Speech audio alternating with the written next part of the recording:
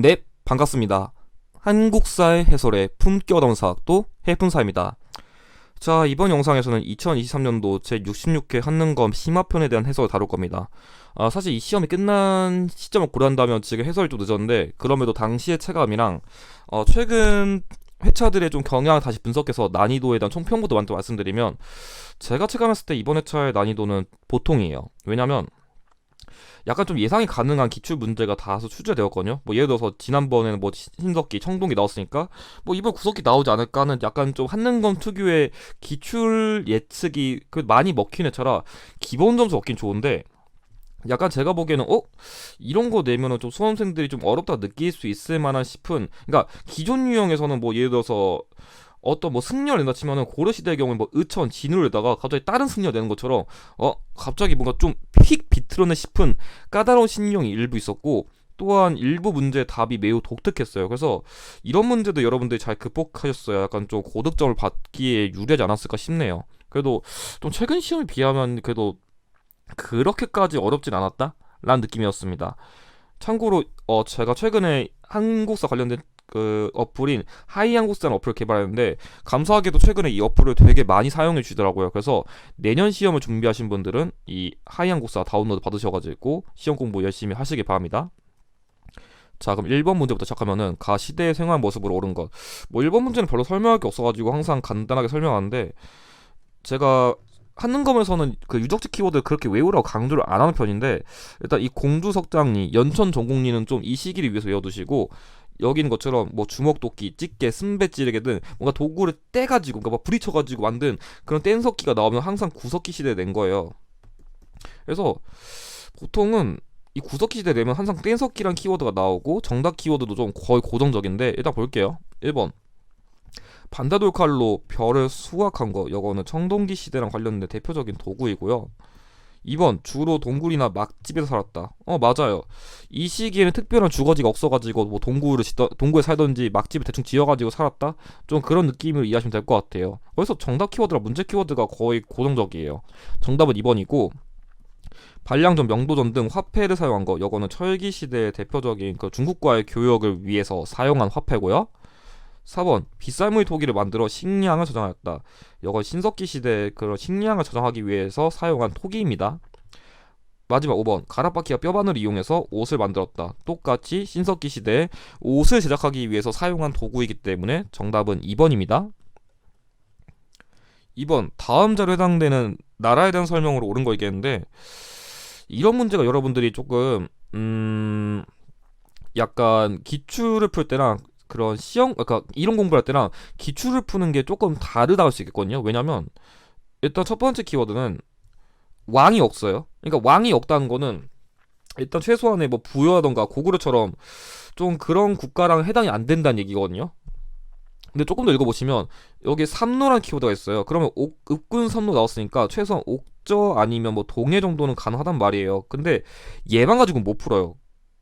왜냐면 실제로 지금 옥저 키워드 있고, 다행히 이 문제에서는 지금 동해 키워드 없다 보니까 이렇게 찍었어도 되는데, 그래도 더 정확하게 풀면은 여기 보시면은 여기서 그 온집 식구를 하나의 곽 속에 넣어둔다. 그러니까 우리가 흔히 강의에서는 이걸 어떻게 표현하냐면은 가족 공동묘라거든요. 그러니까 우리가 가족 공동묘란 키워드는 알아. 근데 우리가 실제로 시험 문제 푸는 건 그 출처가 어디예요, 그걸 여러분들이 직접 독해를 할 줄 알아야 되는 게 포인트거든요. 그래서 좀 그런 거에 대한 염두 여러분들이 해두시는 게 좀 좋을 것 같아요.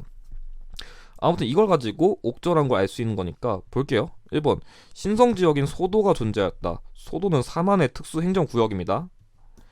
2번 혼인풍습으로 민면의제가 있었다. 제가 남자가 여자 집에 가면은 서옥제, 고구려에, 그리고 여자가 남자 집에 가면은 옥저의 민면의제를 하거든요. 좀 그런 포인트를 알아두시면 좋을 것 같아요. 정답은 2번이고, 3번 번금팔조를 통해 사회질서 유지했다. 약간 우리나라식의 함무라비 법정 같은 건데, 뭐 사람을 죽이면 니도 똑같이 죽이고 그런 내용이 있는 법이죠, 고조선에. 4번 여러 가들이 각각 사출도를 주관하였다. 이거는 부여랑 관련된 지방 관할 구획입니다. 5번 정사함에 모여 국가 중대사를 논의하였다. 이거는 백제랑 관련된 그런 국가 귀족 회의이기 때문에 정답은 2번이 됩니다. 3번 각 국가의 문화산으로 옳은 걸 얘기했는데 이런 문제가 아까 제가 처음 언급했었던 예상 가능한 기출 문제가 나왔다는 사례예요. 이게 왜 그러냐면 약간 저도 이 회차쯤 되면은 앞에서는 고구려가 나왔어. 근데 최근 회차에는 또 백제 문화유산 냈으니까 이제 한번 이제 신라도 좀 건드려 볼 때 되지 않았나 싶었는데 딱 나왔어요. 그래서 약간 여러분들이 좀 그런 경향을 분석할 줄 안다면 내가 보는 회차 때는 좀 이런 걸 주목하면 좋겠구나, 그런 걸 알 수 있겠죠. 그래서 이 문제의 키워드는 뭐냐면 천마총이랑 여기는 돌무지 덜런 무덤이에요. 돌무지 덜런 무덤은 이렇게 무덤 있고 여기 돌 같은 것도 쌓아놓고 그 안에 이렇게 무덤 있거든요. 무덤도 파야 돼. 여기는 돌도 쾅쾅 캐야 되니까 상대적으로 도구에 좀 힘들어가지고 다른 국가에 비하면 좀 유물이 많이 남아 있었거든요. 그중에 천마총이란 거는 이 돌무지 덜널 무덤 중 하나인 천마총에 있는 그러니까 이 천마도가 그러니까 잘못했다. 이 천마총의 천마도가 나온 건데 죄송합니다. 아무튼 이 천마도는 말 안장이 있는 그림인데 뭐 평안 안녕 이런 걸 뭐 기워준다고 그냥 추론한 유물이에요. 근데 뭐 우리한테 지금 그런 건 필요 없고 그냥 이게 신라의 문화유산이 있고 신라의 대표적인 무덤은 돌무지 덜널 무덤이다. 이 정도만 알고 넘어가셔도 사실 무리는 없습니다. 그럼 일단 뭐 신라의 문화유산 찾으면 되니까 볼게요. 1번 1번은 뭐냐면 이거는 고려의 청동은입사 이거 좀 이름이 긴데 포류 수급문 정병이에요. 아주 쉽게 설명하면은 약간 지금 초록색이잖아요. 그러니까 약간 제가 좀 토기 같은 거 어떻게 찍으라 하냐면 초록색 나오면 일단 고려시대라고 가정하고 찍는 게 좋아요. 엔간해서 약간 비색, 이게 정확히 비색이라고 표현한 게 맞는데 약간 초록빛깔 느낌 나는 거 나오면 일단 대체로 고려시대 사례가 많아요. 그 재료의 특성일 수도 있고 제작 기법의 특성일 수도 있고 그런 건데 이 중에 정병이란 거는 승려의 물병이에요. 여러분들 그냥 뭐 그냥 고려시대 그냥 약간 병 같은 거다 그 정도만 이해하셔도 무리는 없을 것 같습니다. 두 번째는 고려 말고 고구려의 금동령가 7년명 열애일상입니다.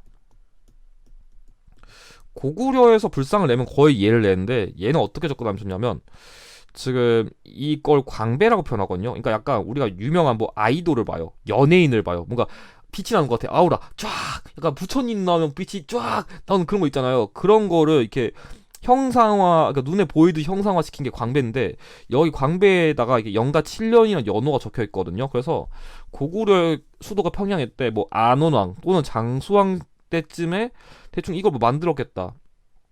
그러니까 그냥 고구려 평양 시기 때 만든 그냥 대표적인 그냥 불상 같은 거다. 그냥 그 정도만 여러분들이 이해하셔도 무리 없을 것 같아요. 아무튼 관련이 없고 세 번째가 바로 신라 건데 이거는 황남대총에서 출토된 금관이에요. 지금 여러분들이 실제로 이 금관을 보시면 뭔가 장식 같은 것도 되게 많고 금으로 만들었잖아요. 이게 사진으로 봐서 여러분들이 체감이 안 될 수 있는데 실제로 이게 사람의 머리로 쓰면은 겁나 무거워요. 진짜 거의 몇 킬로 한 몇십 킬로급? 몇십 킬로까지는 좀 오버더라도 한 몇 킬로급을 머리에 쓰다 보니까 되게 무거울 거거든요. 그만큼 왕의 그러니까 신라의 귀족 문화 위험? 그러니까 왕은 이 정도까지 난 무게를 견디는 대단한 놈이다. 약간 이런 느낌을 보여주는 문화산이다. 좀 그런 느낌으로만 이해하셔도 될 것 같아요. 정답은 3번이고 4번은 발에 잠시만요. 이건 발에 이불병자상이에요. 이게 흔히 고구려를 계승한 대표적인 문화산인데 왜 그러냐면 이런 광배 뒤에 보이는 것도 그대로 계승했고 여기 잘 보시면 연꽃 있잖아요. 이런데 곳곳이 보면 연꽃 같은 게 있어가지고 그럼 고구려 불상 양식을 계승한 대표적인 사례다? 좀 그런 느낌을 보시면 될 것 같아요.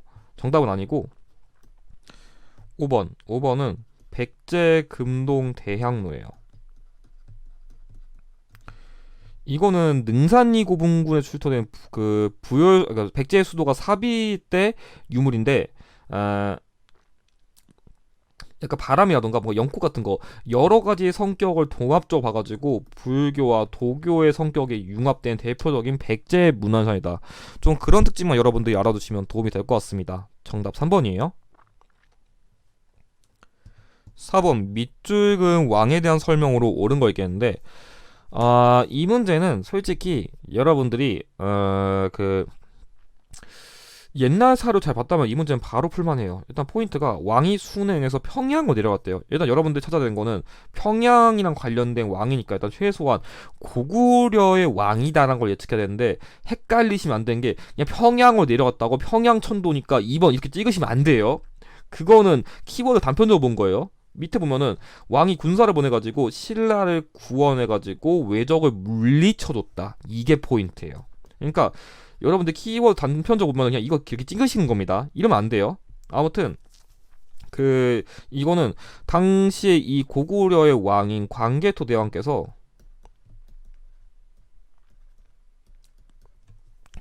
신라를 구원하기 위해 가지고 군사를 보내가지고 뭐 외적도 물리쳐주고 그 뒤에 약간 좀 간섭을 했었거든요. 야, 내가 네 도와줬으니까 내 말 잘 들어 이러면서 좀 그런 게 있었는데, 그거랑 관련된 내용 낸 거예요. 그래서 이 사료는 여러분들이 광개토 대왕이 빈출 오브 빈출 사료로 반드시 알아두실 필요가 있습니다. 얘는 진짜 버리시면 안 돼요. 아무튼 1번 대가야를 병합하였다. 자, 대가야를 병합한 거는 신라의 진흥왕이에요. 2번 평양으로 도읍을 옮긴 거는 고구려의 장수왕이고요.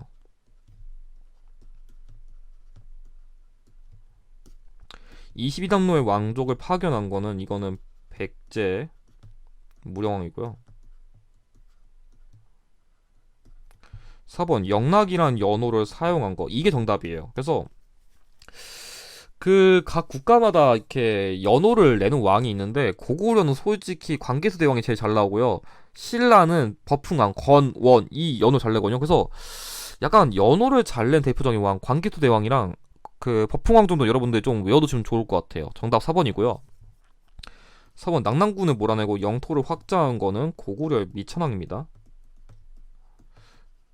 별로 어려운 문제는 아니었어요. 그래서 정답은 4번이 됩니다. 자, 5번 가 왕의 제의식이 삼국의 상황으로 옳은 거 얘기했는데, 이 문제가 제가 얘기했던 좀 답이 까다로웠던 문제 중 하나예요. 이게 왜 어려웠냐면은, 약간 그래도 지금까지 삼국시대 기출을 보면은 신라만 냈으면 신라 문제만 되고 백제만 냈으면 백제 문제만 되지, 백제 이랬었는데 뭐 고구려든지 뭐 신라든지 이런 것까지 동시에 내는 문제가 거의 없었거든요. 그걸 처음으로 깬 문제가 얘예요. 근데 이 문제는 나름대로 그래도 소거를 잘 할 수 있게 나름대로 힌트를 많이 줬었는데, 그거에 대한 거 한번 분석해 볼게요. 뭐냐면 첫 번째, 여러분들이 찾았어야 되는 포인트는 이거 하나예요. 일단 미륵사를 참고했다. 사실 이것만 보자마자 백제 30대 왕인 무왕이 나왔어야 돼요. 왜냐면 미륵사 참고했던 선지가 지금까지 기초에서 많이 나오긴 했어요. 오답으로. 그게 처음 나온 거니까 이거 보자마자 무왕인 걸 몰랐으면 안 되긴 하는데, 그 출제자분께서 힌트를 하나 더 줬어요. 아들이 의자왕이래요. 사실 이거는 그러니까 뭐 아빠가 뭐 무왕이다 이런 것까지 모르더라도 문제를 풀이하는 데는 이 힌트가 정말 중요해요. 왜냐면 이 무왕의 제의식이 삼국의 상황을 물은 거니까요. 그럼 무왕의 제의식의 삼국의 상황이 뭐가 있을지 한번 분석해 볼게요. 자, 1번 고구려 을지문덕이 살수에서 수의 대군을 격파했다는데 정답은 일단 얘예요. 왜냐면 이 무왕은 7세기 왕이거든요. 그러니까 거의 600년 초반부터 중반쯤까지 활동했었는데 7세기에 활동한 왕은 여기 걸치거든요. 근데 만약 이 문제 헷갈렸다면 여러분들이 어떤 식으로 풀어서 되는지 제가 접근법을 좀 보여드릴게요. 첫 번째, 2번 고웅이 서기를 편찬했대요. 자, 일단 무왕인 거 알았다. 아니 솔직히 이런 거 모르겠다. 일단 가 모르겠어. 가를 모른다 하자면은 아들은 일단 알겠어. 근데 의자왕은 백제의 마지막 왕이잖아요. 그리고 백제는 660년에 황산벌 전투로 멸망했었죠. 그럼 일단 이 3번 선지는 아들인 의자왕씨 발사한 거지 이 왕 때 발사한 게 아니죠. 여기까지 이해하셔야 돼요. 이거는 그냥 국어 능력이에요. 그러니까 애초에 얘는 성립이 안 돼요. 그러면 일단 얘쯤만 보더라도 이 가의 왕은 진짜 못해도 6세기 후반에서 7세기 초반쯤에 활동했을 것 같은데, 여기로 관련된 근초고왕은 4세기의 왕이에요. 4세기 시기가 너무 예전이에요. 그러니까 얘만 봤더라도 일단 시기가 안 되니까 틀리고, 이건 얘 때문에 틀려요. 여기가 이해했어야 돼요. 근데 이사부가 우상국 복속했다는데 이 지증왕도 시기를 따지면은 이게 612년쯤인데 어쨌든간 6세기여가지고 시기가 이전이랑 안 맞아요. 그러니까 얘네들은 시기가 너무 이전이랑 맞고, 사천시득이 기벌포에서 단군에 승리한 기벌포 전투는 문무왕 때였었는데 신라에, 얘는 676년이에요. 그러니까 얘만 봤다면 얘도 안 되고 얘도 안 돼요. 근데 얘만 봤다면 얘까지 걸러지니까 사실 얘네끼리만 그나마 헷갈렸어야 되는데, 솔직히 시기적인 거 고려했다면 7세기쯤 들어가야죠. 이제 그걸 갖다 자를 수 있었어요. 그러니까 사실 무한 갖다 푸는 게 맞지만 여러분들이 이 힌트를 의외로 잘 활용했다면 정확하게 얘가 누군지 몰라도 아 대충 얼추 이쯤이겠구나. 그럼 이상한 것들을 다 자르면 얘밖에 안 남는구나. 이렇게 풀 수 있었다는 거예요. 그래서 항상 제가 이런 말 하거든요. 문제를 정직하게 풀 수 없으면 근처 힌트라도 활용해서 속어를 쓰라고 해요. 이게 그런 사례예요. 그러니까 왜 출제가 굳이 이런 걸 언급했는지 약간 그런 출제 의도를 여러분들이 파악하는 게 좀 중요한 문제가 아니었나 싶네요. 자, 6번. 교사의 질문에 대한 학생의 답변 옳은 것. 자, 이거는 포인트가 여기는 법화원이랑 청해진이에요. 지금 여기 있는 중국의 국가는 당나라거든요. 근데 이 법화원이란 거는 이 청해진에 설치한 장보고가 그 당나라 여기 산둥반도에 세운 사찰이에요. 실제로 엔닌이라는 승려가 당시 넘어오다가 난파당했는데 장보고가 여기에 사세요 이렇게 좀 구조를 해줬었거든요. 좀 그런 역사도 사실도 있는데 그런 점을 모두 고려했을 때 장보고가 활동한 시기는 통일신라죠. 그러면 지금 문제에서 요구하는 거는 통일신라의 그런 경제 상황을 문 겁니다. 그럼 볼게요. 일단 경제 상황이니까 1번 사마통보와 해동통보를 발행한 거는 고려 숙종 때예요. 틀렸어요. 2번 특산품으로 솔빈부의 말이 유명한 건 발해 특산물인 거니까 관련이 없고 고구마, 감자 등의 구황작물을 재배한 거는 조선시대 후기예요. 이때쯤 전래됐거든요. 4번 특수행정구역인 소에서 여러 물품을 생산한 거는 고려시대인데 그러니까 약간 수공업품을 많이 만들고 여기 있는 주민들은 거주 이전에 자유가 없고 다른 지역에 비해서 세금을 좀 많이 부과했다. 그것만 알아두시면 될 것 같아요. 정답은 그래서 조세 수치를 위해 3년마다 촌락문서 작성했다는데 통일신라에서는 일종의 민정문서라는 걸 만들었다. 그걸 포인트로 가져갔어야 됩니다. 그래서 정답은 5번이 됩니다. 7번 가나 사이의 시기 있던 모습으로 볼 수 있는 것으로 적절한 것은 이 문제도 살짝 어떻게 보면 어렵다는 느낌이 들 수 있지만 솔직히 제가 알려준 꼼수만 알았다면 이 문제 진짜 10초 안에 풀어요. 왜냐면 일단 지금 포인트가 뭐냐면 제가 보기에 솔직히 가사로는 진짜 제대로 해석하신 분도 없을 것 같아요. 제가 항상 가나 시기 유형을 내면은 가의 사건을 계기로 나의 사건을 내던지 죄송해요. 가해 사건을 계기로 선지의 사건이 발생하던지 선지의 사건을 계기로 나의 사건이 발생했다고 말하는데 결론부터 말하면 이 문제는 그런 의도는 아니고 해석해드릴게요. 뭐냐면 선덕왕이랑 김경신 언급되는데 선덕왕은 그러니까 거의 해공왕 이후쯤 왕이거든요. 근데 여기 지금 나와 있는 이 김경신이라는 인물은 누구냐면은 원성왕이에요. 이렇게 보니까 사실 이 문제도 가해 사건에게 선지의 사건이 영향을 주었다 이렇게 풀 수 있는데 왜 그런지 보여드릴게요. 뭐냐면 지금 왕의 조카인 김주원 옹립한다 했었는데 이 김경신이 원성왕이 즉위했다잖아요. 이게 785년이거든요. 이게 몰라도 돼요. 이거 아는 게 중요한 게 아니라 원래 김주원은 왕을 뽑으려 했었는데 우연찮게 뭐가 진짜 뭐 자연재해 겹쳐가지고 원성왕이 즉위했었죠. 근데 밑에 사람은 쉬워요. 원종과 애노가 사벌주에서 반란을 일으켰대요. 이건 그냥 진성여왕식의 원종과 애노에 나니까 뭐 이것까지 모르신 분들 없을 것 같은데 이 문제가 가해 사건을 계기로 선지 사건이 발생한 이유라 한 이유는 제가 선지 분석 한번 설명드릴게요. 1번 계백 요소를 잇는 관리. 자, 이거는 고려 초대 왕건 때 관리의 규범을 제시하기 위해서 만든 거니까 시기가 최소한 이후겠죠. 고려 시대예요. 2번 노급 폐지를 명하는 국왕. 이거는 통일신라 신문왕인데 항상 통일신라 하대를 내면은 신문왕 오답선지로 너무 잘 나와요. 토지제도 개혁인데 아무튼 틀렸고 3번 성균관에서 공부한 학생. 실질적으로 성균관이 본격적으로 운영된 것만 고려한다면 3번은 조선시대니까 틀렸고 4번 초조대장경을 접하는 광인. 이거는 고려 현종 때예요. 거랄 침략을 방어하기 위해서 만든 거라서 시기가 다 안 맞는데 왜 5번이 가해 사건 영향받은 게 뭐냐면 사실 제가 강조하고 싶었던 꼼수는 뭐냐면 통일신라 하대 반란 유형에 나오면 김장하러 원정 가자 이걸 외우면 다 풀 수 있다거든요. 김원창, 장보고, 원종과 애노에 난 적고적이 나인데 이거 그냥 약간 좀 라인 딴 거예요. 근데 지금 나 시점에서 원종과 애노에 나왔으니까 그 이전에는 김원창의 나이 나왔으니까 사실 이것만 알았다면 문제는 10초 안에 풀어요. 근데 그럼에도 이 문제를 출제한 의도를 말씀드리면 이 김원창이란 인물은 김주원의 아들이에요.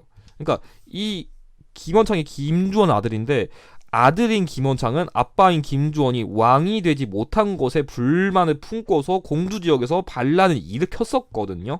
그래가지고 이때 아빠가 왕이 못 돼가지고 아들이 빡쳐가지고 그걸 계기로 반란을 일으켰다는 흐름이 있기 때문에 가해 사건을 계기로 선지의 사건이 발생했다. 그 출제 흐름을 말한 거예요, 제가.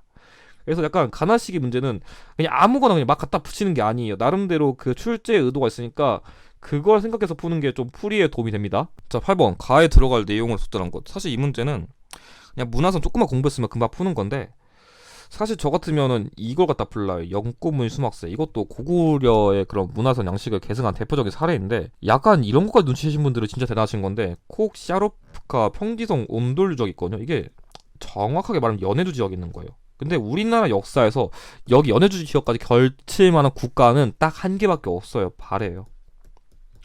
당시 남북국 시대 해가지고 발해는 여기 먹고 신라는 여기 먹었잖아요. 그래서 좀 그런 눈치밥 알았으면 좋겠는데, 제가 보기엔 그냥 이거 외웠어가지고 그냥 푸는 게 나아요. 왜냐하면 제가 발해 문화사 할 때 강조하는 게 한 5가지 정도가 있거든요. 수막세, 석등, 치미, 이불병자상, 그리고 영광탑. 이 5개 정도만 외워도 엔간해서 발해 문화사 유형 다 풀거든요. 그래서 얘도 발에서 문화 파트를 낼 때 대표적으로 활용하는 문화유산이다. 그 정도만 좀 암기를 해두시면 좋을 것 같아요. 그래서 사실 이게 발해인 걸 알았다면 그냥 답 찍는 건 쉬워요. 왜? 이 온돌유적이나 이 수마세가 그냥 발해가 아니라 고구려의 문화유산을 계승한 거거든요. 그냥 그거 알았으면 끝나는 문제인데, 이거 몰랐으면 그냥 못 푸는 문제가 아니었을까 싶네요. 나머지 그냥 간단하게 해설드리면, 백제 문화의 국제성, 이거는 굳이 따지면은 무령왕릉이에요. 왜냐면 당시 중국 남조의 양나라의 영향을 받아가지고 벽돌 무덤을 만들었거든요. 그런 사례가 될 수 있겠고, 2번 신라와 서역의 교류. 이거는 서역에 전래된 것 중에서 뭐 유리잔, 황금보검 이런 것들은 우리나라에서 만들 만한 문화사이 아니거든요. 그런 걸로서 좀 증거를 잡는 거고. 3번 가야 문화 일본 전파. 이거는 가야가 아니라 일본의 스에키 토기에 영향을 주었다. 좀 그런 걸 기억하시면 좋을 것 같아요. 4번 고려에서 유행한 몽골풍. 자, 이거는 굳이 따지면 변발미, 뭐 호봉 이런 것들을 대표적으로 다룰 수 있겠죠. 원 간섭기 유형 다룰 때도 좀 다루면 괜찮을 만한 키워드예요. 그래서 정답은 5번이 됩니다. 자, 9번 밑줄근 인물에 대한 설명으로 옳은 걸 물어봤는데, 이 문제는 뭐 흔히 나오는 뭐 후삼국 시대 통일 과정이랑 관련된 대표 유형이에요. 이 문제는 뭐 크게 어렵게 접근할 게 없는데, 여러분들이 이 문제에서 주목할 만한 포인트는 여기 크게 나와 있는 금산사를 아시는 게 중요해요.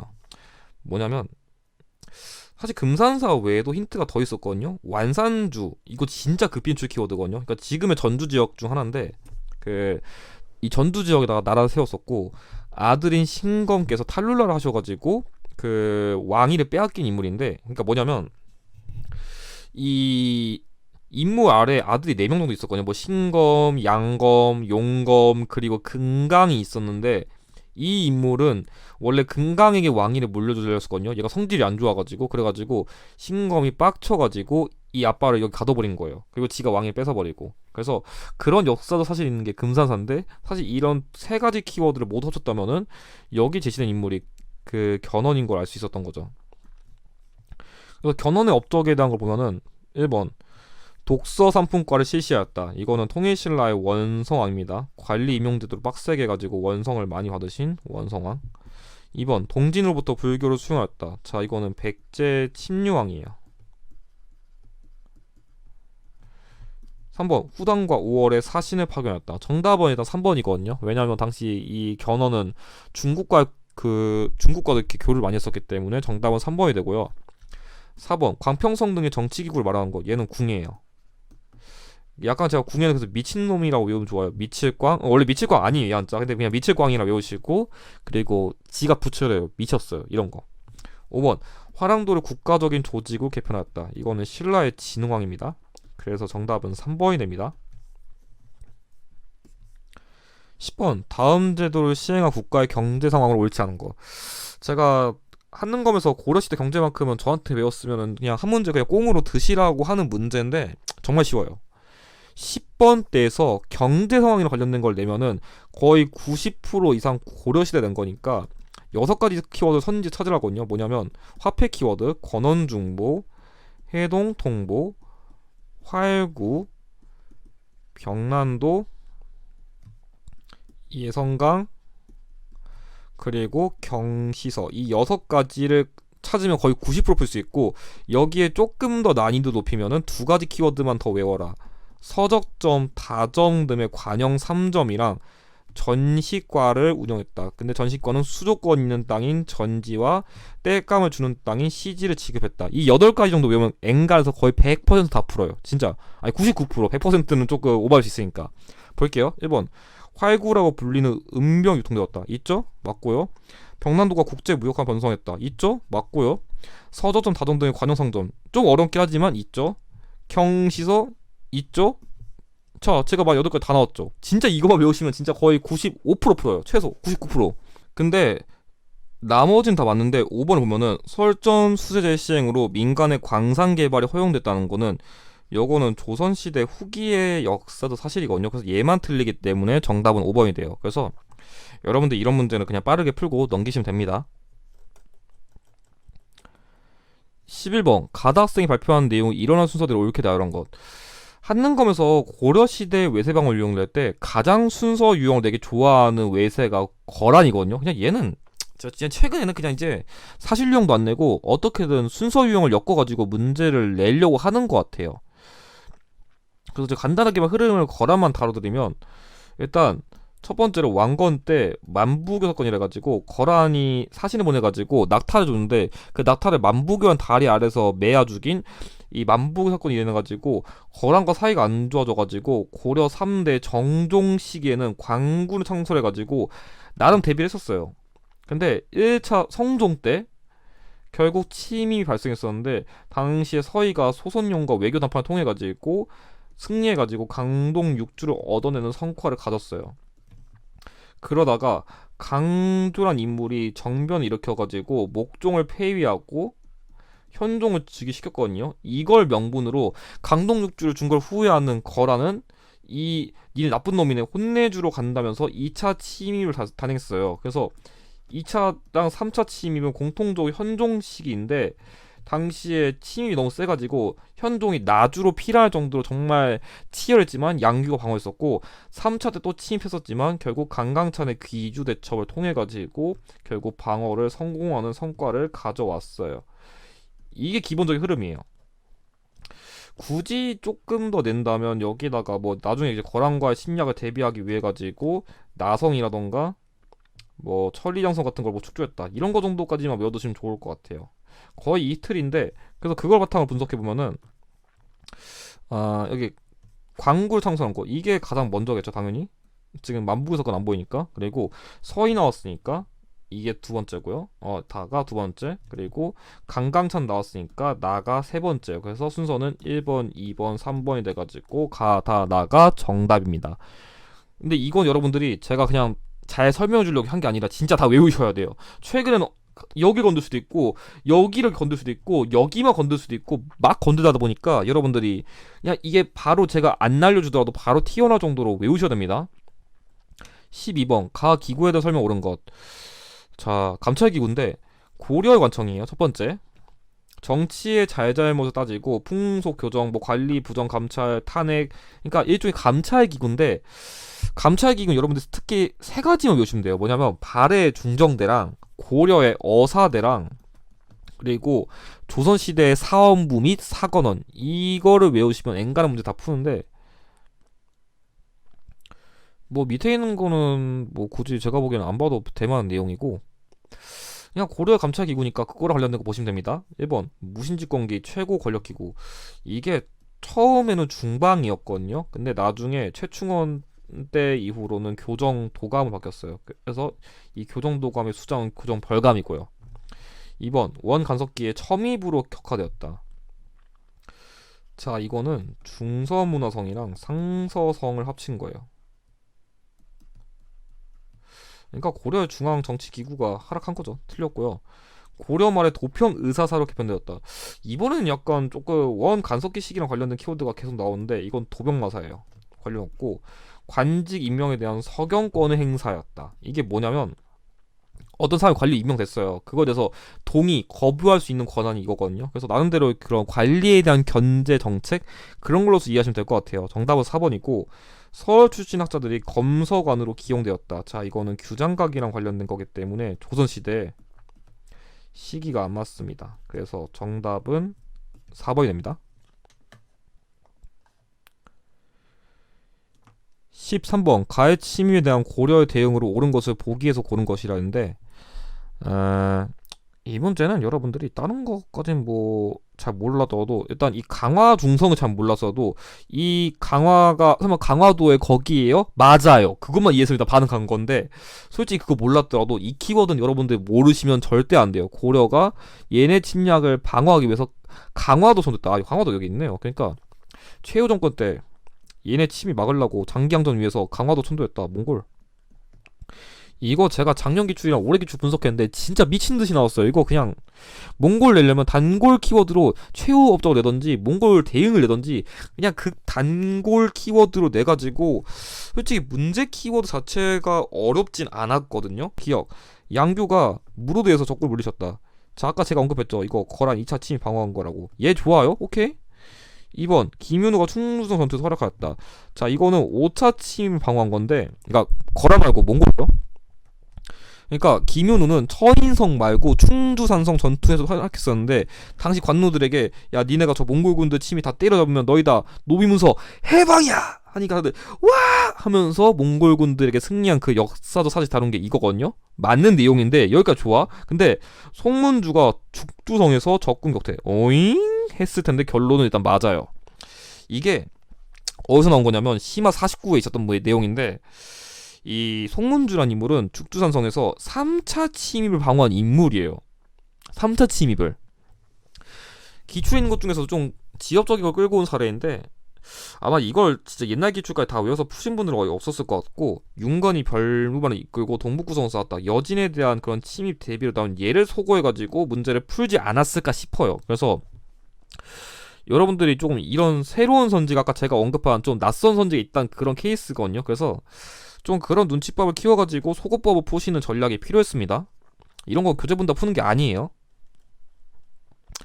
14번 다음 자 나타난 상황 이후에 사실로 옳은 거. 사실 이 문제는 여러분들이 사료 자체는 별로 뭐 얘기할 게 없어요. 왜냐면 경대승이 그냥 집권했다 끝이에요.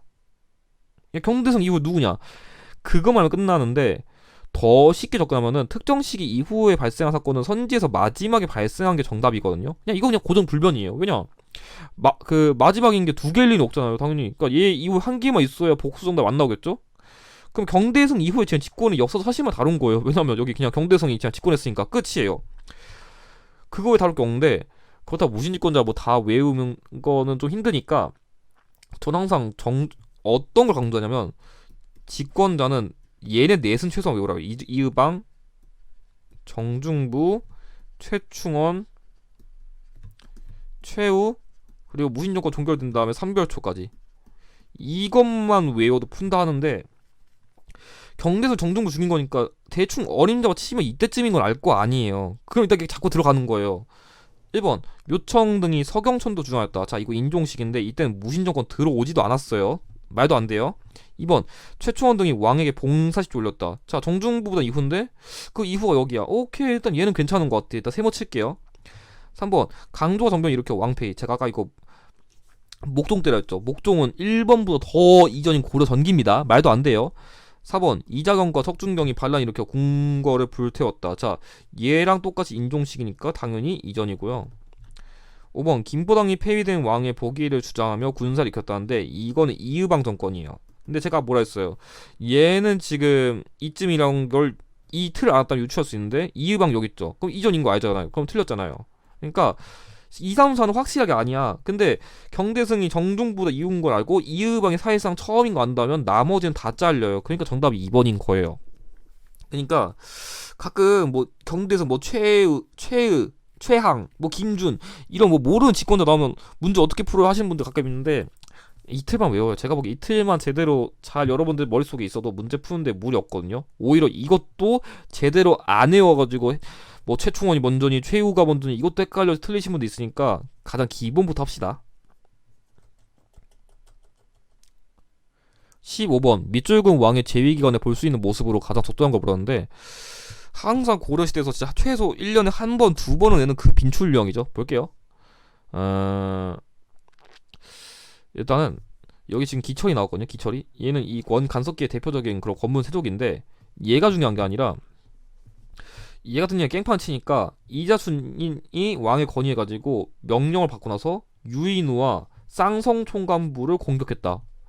진짜 실제로 근데 기초에서 유인우와 이잡춘이 합세해가지고 쌍성 총관부를 수복하였다는 선지는 진짜 장담 아는데 기초에서 10번 가까이 나왔어요. 최소. 곤민왕이에요. 말 그대로 쌍성 총관부 수복을 한 게 누구예요? 반어정책한 거 곤민왕입니다. 그냥 이거 물어본 문제예요. 그러면 바로 그냥 답 찍으시면 돼요. 1번 초량에 관해서 교육한 상인. 자, 초량회관은 조선 후기에 일본과의 무역을 위해 만든 외관입니다. 틀렸고요. 내의원에서 동의보감을 잇는 의원. 자, 이거는 조선시대 광해군이죠. 15대. 3번 주자감에서 유학을 공부한 학생. 자, 이거 발해 국립교육기관입니다. 4번 전민변동 도감에서 억울함을 호소하는 농민. 정답은 얘예요. 뭐냐면 곤민왕 시기에는 신돈의 건의로 억울하게 그 토지를 빼앗긴 검은세족에게 억울하게 토지를 빼앗긴 것을 원래 주인에게 돌려주는 정책을 실시하기 위해서 전민변동 도감을 설치했기 때문에 정답은 4번이 되고요. 황룡사 구층목탑의 건립에 창여한 장인. 자, 이거는 신라의 선덕여왕 시기입니다. 그래서 시기가 더 옛날이기 때문에 정답은 4번이 됩니다. 16번 가 임무에 대한 설명 옳은 것. 자, 이 문제가 제가 보기에 이번 회차에서 킬러 문제 중 하나예요. 이 문제 제가 보기 정근대에서 이거 진짜 많이 틀렸을 것 같아요. 왜냐면 약간 근데 이 문제도 약간 좀 아까 제가 이게 또 5번 문제랑 좀 비슷한 결로 접근해야 되는데 저는 솔직히 이런 문제를 내면은 어떤 생각을 썼냐면은 선문 용섬지 정도는 이렇게 줄 줄 알았는데 안 줬어요. 그래서 힌트가 조금 이거 어떻게 접근해야 되지? 약간 생각했었는데 일단 볼게요. 저라면 일단 이거 잡았을 것 같아요. 진울의 제자래요. 그럼 일단 이 인물은 최소한의 일단은 다른 건 몰라도 나 진울은 낸 거 아니야. 나 뭔가 의천도 아니고 진우도 아니야. 그럼 뭔가 조진 것 같아. 일단 내가 이건 알겠어. 약간 일단 이렇게 하고 가깝게 깔고 들어갈게요. 두 번째 당시 집권자인 최후래요. 이거 되게 중요한 힌트인데 이 인물은 한마디로 무신 정권 시기에 활동한 승려라는 건 알 수 있다는 거예요. 왜냐면 지금 출가 이런 거 얘기 나오니까 승려인 건 알겠는데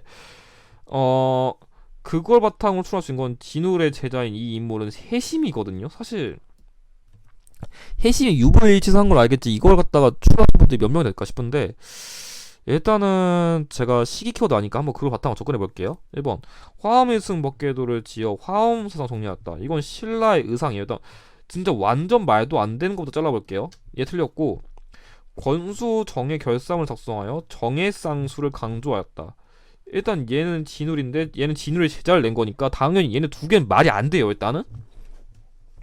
그리고 세 번째 해동 천태종을 개창하여 불교 교단 통합에 힘썼다는 얘는 고려의 의천인데 약간 쟤는 여기까지 접근할 수 있다 생각한 게 뭐냐면 이 의천은 문종의 아들이에요. 뭐 태해정광 경성묵 현덕정문 할 때 문종의 아들이거든요. 그러니까 이 문종의 아들일 때 이 의천은 그 문종이라는 시기를 고려하면은 고려 전기예요. 그러니까 무신정권 시기까지 아직 활동 들어가지도 않았어요. 그 전에 죽어요. 그러니까 이 키워드 갖다가 저는 의천은 고려 전기의 승려니까 시기가 안 맞아 이렇게 자를 것 같아요. 그렇게 들어가고 마지막 5번 보현시범가를 지어 불교 교리를 대중에 전파했다. 솔직히 이것도 배경지식이 기출을 좀 많이 보신 분들이 알 것 같은데 균여거든요. 근데 균여는 얘보다 더 이전인 광종 시기였던 승려예요. 그래서 정답은 이렇게 소거하면 얘밖에 안 남거든요. 뭔 얘기냐면 얘 신라 일단 버려. 지금 진으로 제자된 거니까 버려.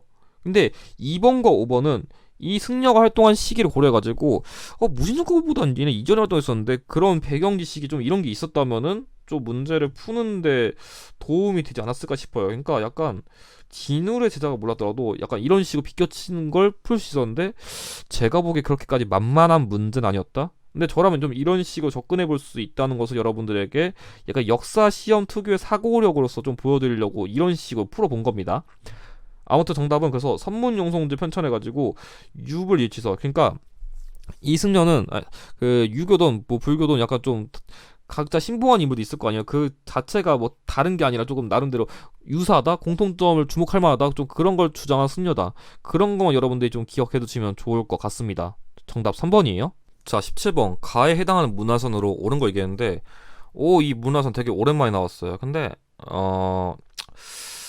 여러분들이 이거는 솔직히 지역만 제대로 알았다면은 풀이가 쉬웠어요. 일단은 저랑 포인트를 이거 가져갈 것 같아요. 첫 번째, 강원도 평창군.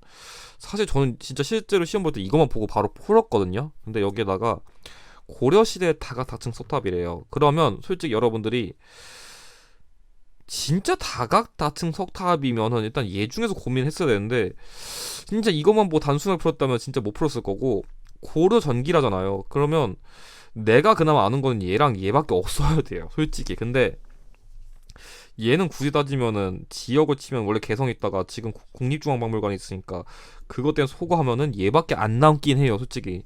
뭐냐면 지금 문제에 나와 있는 이 탑은 월정사 8각 9층 석탑이거든요.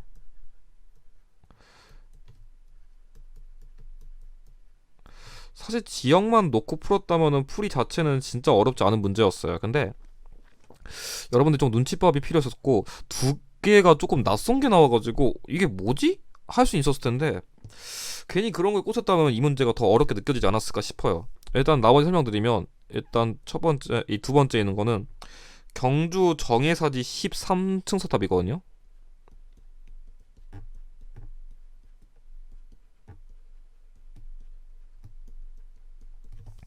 이거는 말 그대로 신라의 석탑 중에서 이게 진짜 다 세보면 13층이어가지고 조금 다른 일반적인 석탑이랑 상당히 다른 형식 가진다? 그거만 아시면 돼요. 나머지 그냥 몰라도 됩니다. 두 번째, 이건 여러분들이 진짜 잘 알지 만한 건데, 경천사지 10층 석탑이에요. 이거는 원 간석기 시기에 대리석으로 만든 탑이고 원나라에 영향받았다? 그런 걸 아시는 게 중요해요.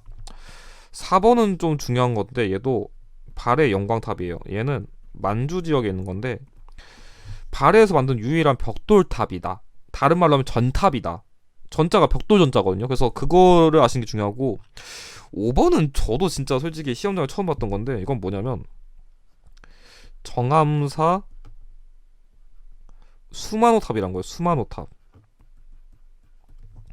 이거는 고려시대 모던 석탑이거든요. 약간 여러분들 조금 구조를 진짜 유심히 보신 분들은 분황사 모던 석탑이랑, 그러니까 신라의 그거랑 조금 유사한 느낌이 들지는 모르겠는데 약간 좀 그런 느낌이 있거든요. 그래가지고 어쨌든 간에 불탑이고, 그 배례석이라 해가지고 이 탑 근처에다가 이렇게 향을 피우고 얘를 향한 장소인데, 거기에 뭐 연꽃무늬라던가 안상, 뭐 코끼리 눈, 뭐 이런 것들을 통해 가지고 당시 뭐 고려시대 이런 뭐 이런 모던 석탑의 조성 양식 그런 걸 볼 수 있는 그냥 탑이다. 그냥 그 정도만 아시면 될 것 같아요. 별로 중요한 건 아닙니다. 정답 1번이에요. 18번 다음 시나리오 상황 이후에 전개된 사실. 또 이후 나왔으니까 특정 시기 이후는 마지막만 고르면 된다 했습니다. 근데 문제 포인트가 이방원이 정몽주를 죽였대요. 정몽주는 이제 조선이 건국되기 직전에 조선의 건국을 반대한 온건사대부 인물인데, 하도 얘가 진짜 마지막 발악을 진짜 하도록 공양왕을 도우니까 이방원이 선주교에서 이 인물을 진짜 그 자신 신하 부하 보내가지고 죽여버렸거든요. 그건데 사실 여러분들이 포인트 잡았다면은, 이제 진짜 방해할 사람들이 다 죽었으니까 다음 맥락에서는 조선시대 역사적 사실이랑 관련된 것만 골랐다면 이 문제 끝났어요. 볼게요. 최승로가 시무 28조 올렸다. 고려 6대 성종 때니까 당연히 너무 옛날이고요. 권근 등의 건의로 사병협파되었다. 자, 이게 아까 제가 언급한 3대 태종 이방원 때 역사도 사실이에요. 그래서 이때는 정몽주 죽이고 나중에 이제 지가 왕이 돼가지고 그런 좀 신하들 권리를 낮추기 위해 가지고 사병을 협파시킨 거기 때문에 정답은 2번이 되고요. 3번 안후 이방실 등이 홍건적 격파였다. 자, 이거는 공민왕 시기에 2차 홍건적의 침이 있었는데 그걸 방어한 그걸 말한 거기 때문에 틀렸고요. 그러니까 얘네 둘은 둘 다 이전이에요. 4번 망이망소이가 명학소에서 본계였다. 자, 이거는 정중부 정권, 뭐 왕으로 치면은 그 명종인데 어쨌든 무신정권 시기라 당연히 옛날이고요. 쌍기 의견을 수용하여 과거제가 시행되었다. 이건 광종 시기의 역사도 사실입니다. 그러니까 실제로 지금 보시면 1번이랑 5번 같은 경우에 지금 너무 옛날이고, 4번도 조금 옛날이고, 3번이 그나마 좀 최근이지만 얘에 비하면 당연히 옛날이니까 여러분들이 선지에서 마지막만 비교했다면 이 문제 풀이는 어렵지 않았습니다. 19번 밑줄근 왕의 업적 고른 것. 자, 이 문제도 쉬우니까 금방 할게요. 이 문제는 포인트를 여러분들이 뭘 가져왔어야 되냐면, 여기서 여기 있다. 갑인자. 이것만 알았으면 돼요. 그럼 갑인자 나왔으니까 세종이거든요. 근데 잠깐 좀 어떤 꼼수를 보이냐면은 얘가 갑인자가 태종인지 세종인지 헷갈릴 수 있는데 앞에서 이미 태종이 나왔잖아요. 그럼 보통은 그러니까 뭐 세종의 뭐 정치 업적, 문화 업적 이렇게는 낼 수 있는데 지금 정치 업적 같은 류를 똑같이 두 문제를 낼 가능성은 거의 없거든요. 그러니까 다른 문제도 막 섞고 싶어서 그렇게 하는데 아무튼 간에 약간 여러분들이 그 세종 때 갑인자랑 태종 때 개미자가 헷갈리면은 아빠가 개미처럼 열심히 일해가지고 아들이 갑이 되었다 이렇게 외우시면 조금 더 쉽게 풀 것 같아요. 아무튼 뭐 조선 4대 세종 다룬 거니까 볼게요. 1번 조선의 기본 법전인 경국대전을 방포한 거는 조선 성종 때의 역사적 사실입니다. 2번 역대 문물을 정리한 동국문헌 비고를 가능한 거는 이건 영조 때의 역사적 사실이고 삼남지방의 농법을 소개한 농사직설을 편찬한 거 이게 정답이에요. 그래서 세종 때는 뭐 칠정산, 향협, 직선방, 농사직설 등 약간 우리나라 시점에 맞는 여러 가지 그런 책 같은 거 만들었다.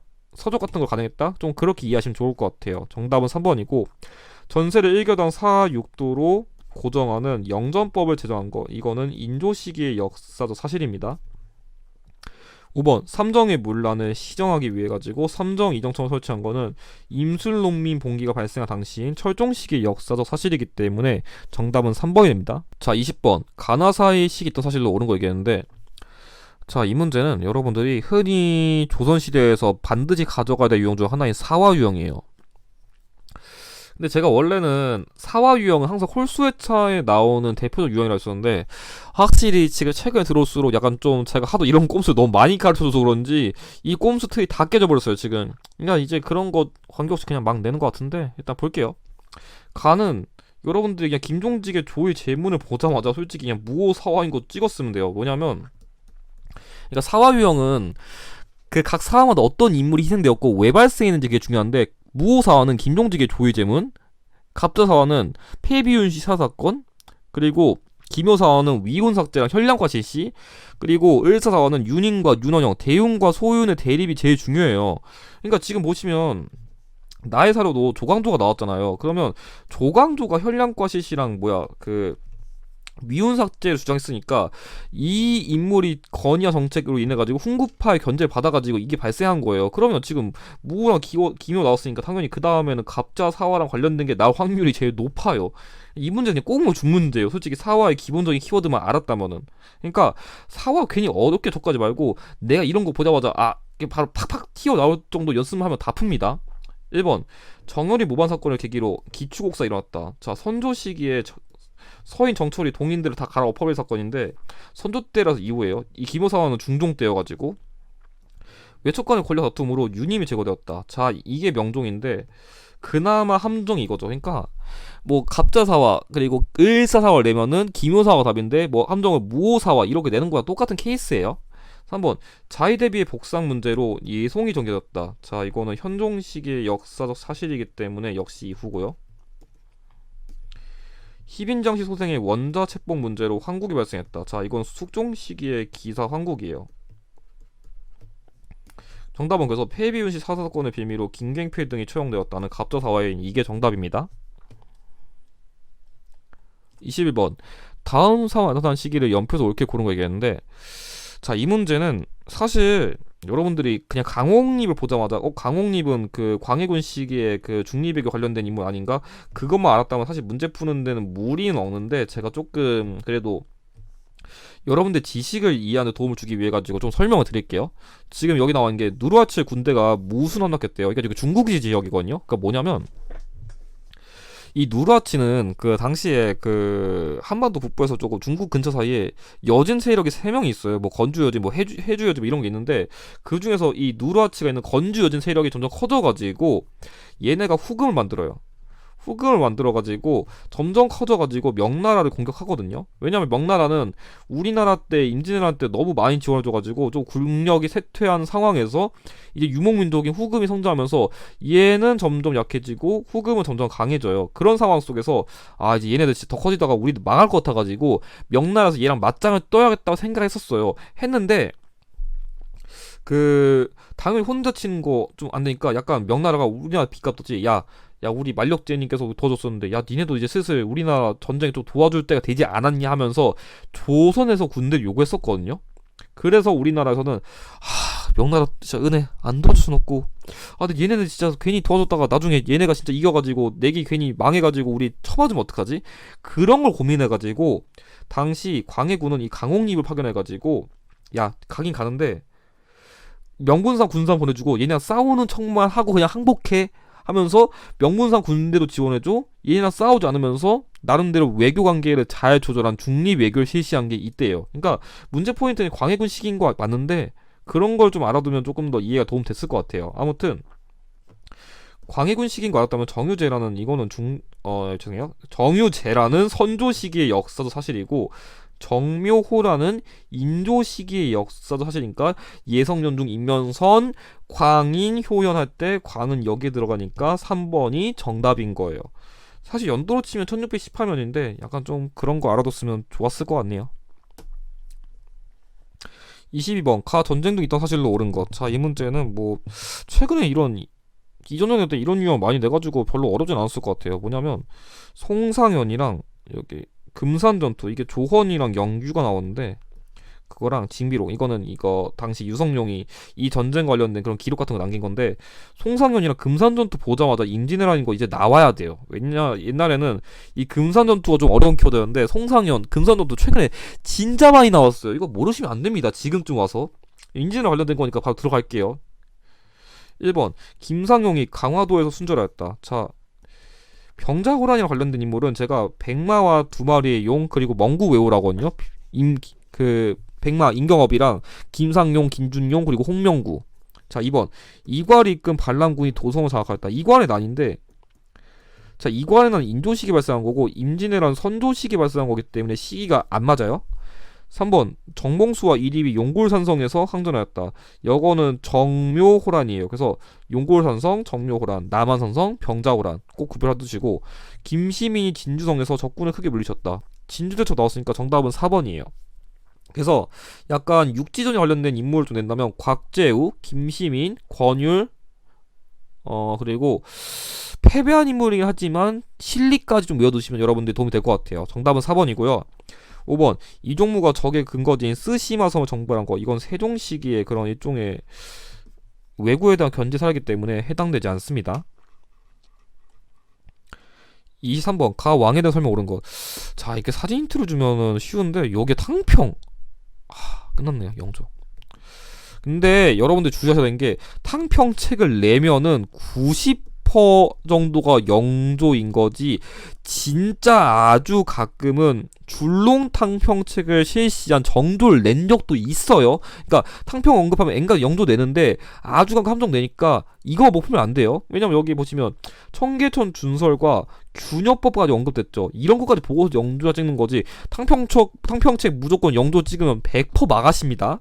볼게요. 1번 학문 연구기관으로 지편전을 두었다. 이거는 세종 시기의 역사도 사실이고, 삼수병 구성대 훈련도감을 설치한 거, 이거는 선조 시기의 역사도 사실입니다. 4번 속대전을 편찬하여 통치 체제를 정비한 거는 이게 정답이네요. 자, 이거 그러니까 그 성종 때는 그 경국대전 만들고 그 법전을 조금 더 보완하기 위해서 만든 게 속대전이기 때문에 정답은 3번이고, 4번 궁중음악을 집대성한 악화개범을 편찬한 것도 성종 때입니다. 5번 시전상인의 특권을 축소하는 신의 통공을 단회한 거는, 이건 정조 시기의 역사도 사실이기 때문에 정답은 3번이 됩니다. 4번 다음 인물에 대한 설명을 옳은 것. 자, 이 문제 좀 어려웠어요. 근데 이 문제를 여러분들 눈치채려면 저라면 힌트 있게 잡았을 것 같아요. 호를 외웠으면 좀 쉬웠겠지만 그건 안 될 것 같아가지고, 이게 혼천이거든요. 이게 우리가 혼천이 생각하면은 흔히 그 세종시기 혼천이 생각하기 쉬운데 이 인물도 만들었습니다. 근데 다른 거 몰랐더라도 일단 이 인물 연행사래요. 그럼 일단은 이 인물은 최소한의 중상하파인 것까지 알겠는데, 사실 이거 다 못 푸는 게 나머지가 싹 다 중상하파라서 못 자르고요. 그냥 포인트로 가졌어야 되는 거는 천문학을 관측한 인물이라는 게 결정적인 힌트예요. 뭐 농수가, 을병연행록 이런 걸 외우는 게 중요한 게 아니라 그 중상파 중에서도 천문학이랑 관련된 활동을 하신 분은 홍대용밖에 없어요. 그러면 내가 이 인물을 몰라도 천문학에 관련된 걸 썼으니까 천문학, 우주 이렇게만 찍었어도 이 문제는 맞췄어요. 그러니까 이게 지금 문제 나온 키워드가 좀 어렵긴 한데 약간 여러분들 이런 좀 꼼수적인 걸 좀 활용했다면 풀이가 쉽지 않았을까 싶은 게 제 생각이었어요. 아무튼 나머지 현재 볼게요. 일단 정답은 일단 2번이고, 지복유설에서 천주시리를 소개한 거는 이수광이고요. 이 인물은 의사문을 통해서 무한 우주론을 주장해가지고 약간 중국 중심의 그런 천하간을 비판하는 활동 같은 걸 했었던 게 핵심입니다. 그래서 정답은 2번이 맞는 거고, 3번 양반전을 지어 양반의 허례와 무능을 풍자한 거, 얘는 박지원입니다. 북하기를 저술하여 청의 문물 수용을 강조한 거는 박재가고요. 동일수세보건을 편찬하여 사상의학을 정립한 거, 얘는 이재마랑 관련된 거기 때문에 정답은 2번이 됩니다. 자, 그럼 이번 전반부 마지막 문제인 25번 가에 들어갈 내용을 가장 적절한 것. 자, 보시면 제 17대 왕이 나오는데 뭐 태정태세 문단세 이거 다시는 풀 수 있겠지만 일단 청나라 볼모 생활했대요. 왜냐면 이 인물은 왕자 시절에 그 병자호란 이후에 끌려갔었거든요. 근데 그거 몰랐더라도 나선 정부가 조총부대 파견이랑 북벌 키워드 이 두 가지는 이 문제에 제시된 왕인 효종 시기의 극극극극 빈출 키워드예요. 그래서 제가 효종은 다른 거 안 외워도 북벌이랑 나선 정부를 꼭 외우라고 해요. 그래서 실제로 답도 1번이에요. 그러니까 그냥 쉽게 생각하면은 그러니까 현실적인 거 말고 이 인물은 청나라에 끌려갔으니까 복수를 하고 싶었는데 현실적인 힘이 안 돼가지고 청나라에게 군사를 지원해줬다. 그 흐름을 아시면 얘는 그냥 다 끝나요. 한능검 수준에서는. 이 정도만 푸시면 됩니다. 2번 위화도 해군과 과전법의 시행. 이거는 고려의 마지막 왕인 공양왕 때 역사적 사실이고요. 3번 문신제교육을 위한 초계 문신제를 운영한 거는 조선시대 정조입니다. 백두산 전개비를 건립한 거는 조선시대 숙종시기의 역사적 사실이고, 기후약속 체결을 통한 일본과의 무역 재개를 다룬 거는 광해군 시기의 역사적 사실이기 때문에 정답은 1번이 됩니다. 자, 그럼 이것으로 66회 전반부 해설 문제 해설을 마치고 다음 영상에서 후반부 해설도 마저 진행하도록 하겠습니다. 영상의 내용이 도움이 되셨다면 좋아요와 구독을 부탁드립니다. 감사합니다.